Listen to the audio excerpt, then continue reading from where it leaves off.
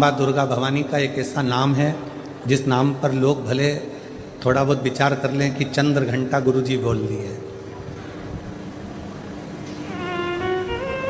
शिवजी ने नाम रखा है माँ पार्वती का चंद्र घंटा। कब? जब भोलेनाथ माता पार्वती को विवाह कर कर लेकर आए।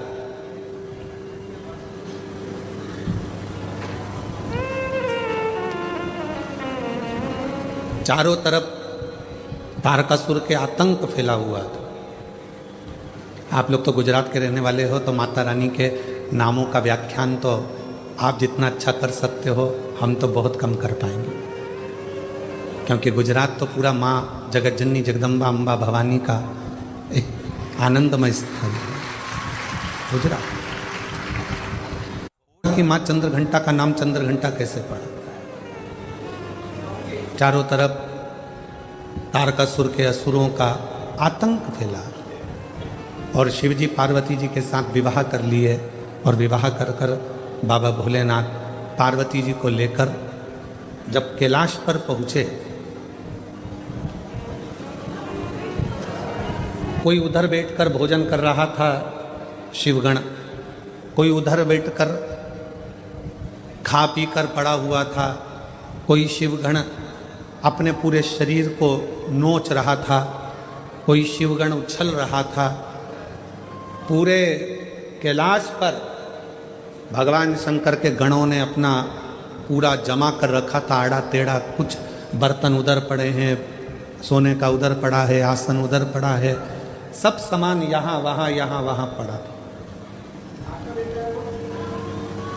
और भोजन भी कोई एक गण लेकर आता या बनाता तो सब आपस में झगड़ा कर कर उस भोजन को ग्रहण कर। जैसे ही पार्वती जी कैलाश पर पहुंची और पार्वती जी ने देखा कि सारा अस्त व्यस्त कैलाश है,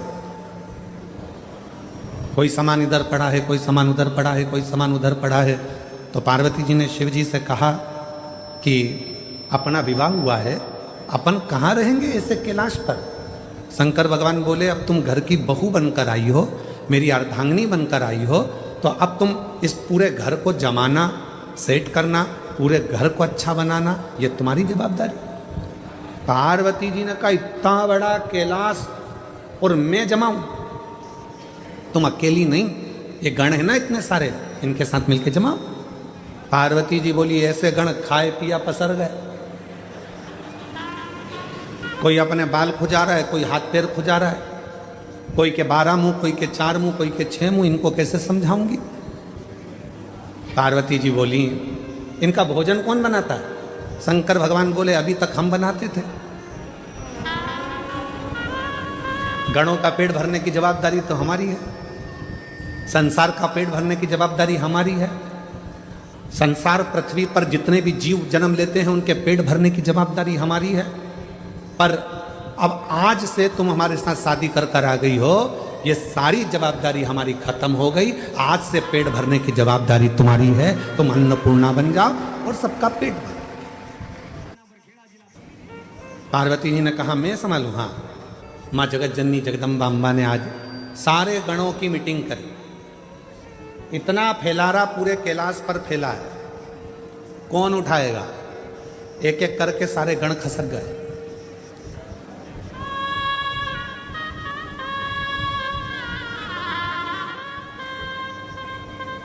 कौन उठाएगा? कोई नहीं। पार्वती जी ने शिव जी से कहा, वो तो सब चले गए। शंकर भगवान ने फिर डमरू बजाया, सबको बुलाया। पार्वती जी ने पूछा, ये भूख लगी है सबको? हाँ। भोजन करोगे सब? हाँ। अब सबने हाँ भर दी। पार्वती जी बोली, मैं भोजन बना रही हूँ, जितनी देर में खाना बनाऊँ, भोजन बनाऊँ, उतनी देर में पूरा कैलाश सेट हो जाना चाहिए, जम जाना चाहिए, और जो जमा कर आएगा सबसे पहले भोजन उसी को मिल जाएगा। जाओ। सब पहुंच गए, सब ने सामान जमाना प्रारंभ कर दिया। कोई झाड़ू लगाए, कोई बुआरी लगाए, कोई तोरण बांधे, कोई मंडप बांधे, कोई कुछ करे, कोई कुछ करे, सब करे। एक गण आया, माँ भोजन? पार्वती जी बोली, चिंता मत करो, जैसे ही भोजन तैयार हो जाएगा मैं घंटा बजाऊंगी, तुम सब दौड़ के आ जाना, भोजन करा दो। सुबह से शाम हो गई। अब जो चंद्र शिव जी के मस्तक पर विराजमान था वो भी पार्वती शंकर जी से कह रहा भूख लगी है। शंकर भगवान बोले कर काम, जाओ। रात्रि होने लगी, चंद्र पुकारने लगा, मां भोजन दीजिए। अब तो पूरा घर जम चुका है। तब पार्वती जी ने देखा कि पूरा कैलाश जम चुका था।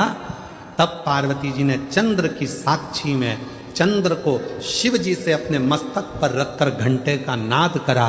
शिव जी ने मां पार्वती का नाम चंद्र घंटा रख दिया। उसी पल, उसी घड़ी, उसी क्षण शिव ने कहा पार्वती आज तुमने पूरे कैलाश को सेट कर कर जमा कर उनका भरण पोषण किया है। जो तुम्हारे नाम का उच्चारण करेगा वो कितना भी बिखरा हुआ क्यों ना हो, हृदय से टूटा हुआ क्यों ना हो, उसकी दुकान, उसका व्यापार चाहे कितना भी बिखर गया हो, अगर प्रतिदिन एक दुर्वा वो चंद्र घंटा के नाम से अगर मुझे समर्पित करेगा तो उसका घर, परिवार, व्यापार मैं खुद सेट करते चले जाऊंगा, जमाते चले जाऊंगा। तो ये नाम कोई साधारण नाम नहीं है, चंद्र घंटा का नाम केवल घट स्थापना के लिए नहीं होती है। ये नवरात्रि हमारे भीतर एक नारी के सम्मान के लिए प्रकट होती है कि नारी का सम्मान कैसे होना चाहिए,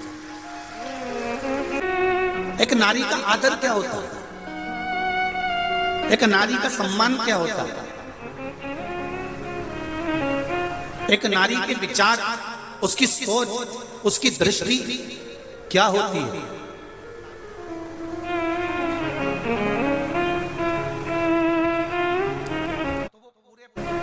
पिता और माता युग के निर्माता हैं ये चार। उसमें माता, पिता, गुरु और राजा। जो क्षेत्र का राजा होता है, नगर का राजा होता है, वो भी युग का निर्माता होता है कि वो अपने राज्य को धारण कर कर किस तरह से व्यवहार कर। जब तुमको लगे कि मेरी जिंदगी बड़ी कष्ट में चल रही है, बहुत दुख का जीवन चल रहा है, बहुत तकलीफ चल रही है, बहुत तकलीफ,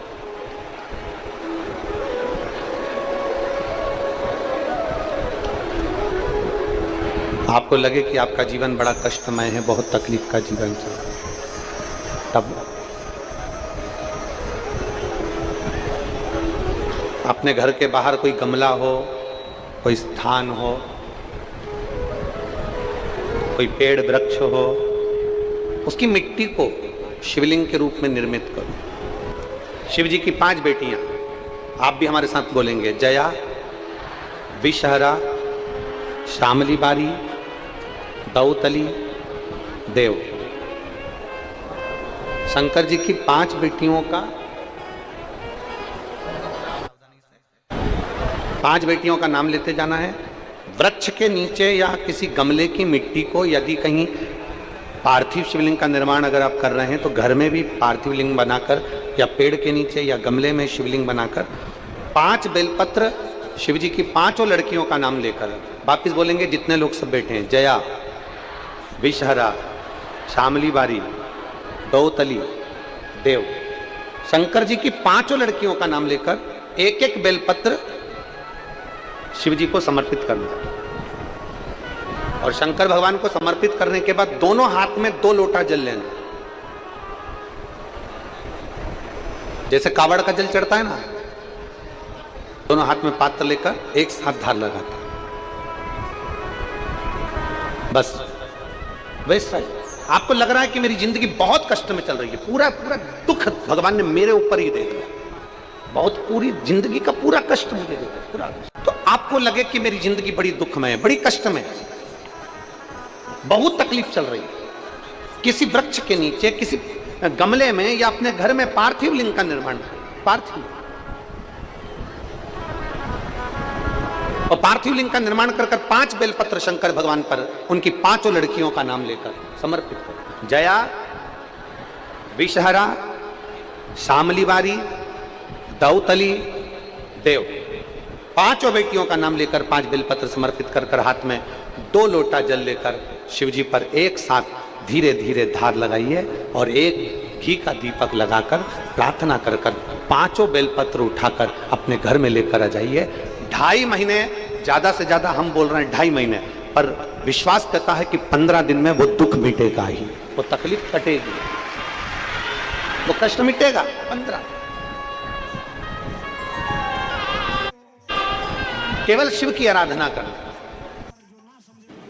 एक दिया जो आप भगवान को लगा रहे हो, उस दिए को अगर सवेरे भी आपने उसमें दिया लगाया, शाम को भी दिया लगाया, रात को उसको धोकर या मांझ कर रख दिया, या सवेरे उसको धोकर मांझ कर फिर वापस दिया लगाया, वही एक दीप तुम्हारे घर में रोज रोज रोज रोज प्रतिदिन अगर वो दीपक तुम्हारे भगवान के सामने जल रहा है। अब तुमने चाहे हनुमान चालीसा का पाठ करा हो, चाहे तुमने राम रक्षा स्तोत्र का पाठ करा हो, चाहे तुमने गिरिराज चालीसा करी हो, चाहे तुमने सर्वोत्तम जी का पाठ करा हो, चाहे तुमने शिव चालीसा करी हो, चाहे तुमने श्री शिवाय नमस्तुभ्यम बोला हो, चाहे गीता जी का पाठ करा हो, वो दिया जो तुमने भगवान के सामने रखा, उसमें बाती लगी है, जल रहा है, उसके सामने बैठकर आप सारी पाठ उसकी साक्षी में करते हो, तो वो दीपक भी सिद्ध हो जाता है। इसलिए हमने पहले भी कथा में कहा, जब घर का कोई व्यक्ति, उसका निमोनिया, उसका बुखार, उसका शरीर का ताप जब उतरता ही नहीं है, तब जिस दीपक को तुमने रोज लगाकर आरती पूजन करी है, उस दीपक को पानी में डाल दिया जाता है,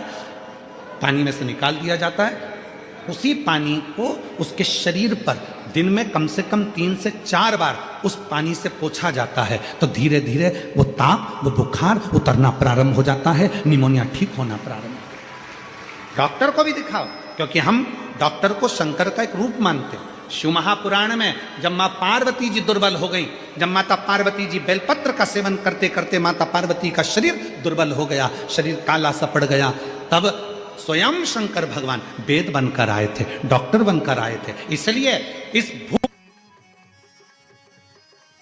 स्वयं शंकर भगवान वेद बनकर आए थे, डॉक्टर बनकर आए थे। इसलिए इस भूमंडल पर, पृथ्वी पर जितने भी हॉस्पिटल हैं, जितने डॉक्टर हैं, उन हॉस्पिटल में जो डॉक्टर सेवा देते हैं, दुनिया के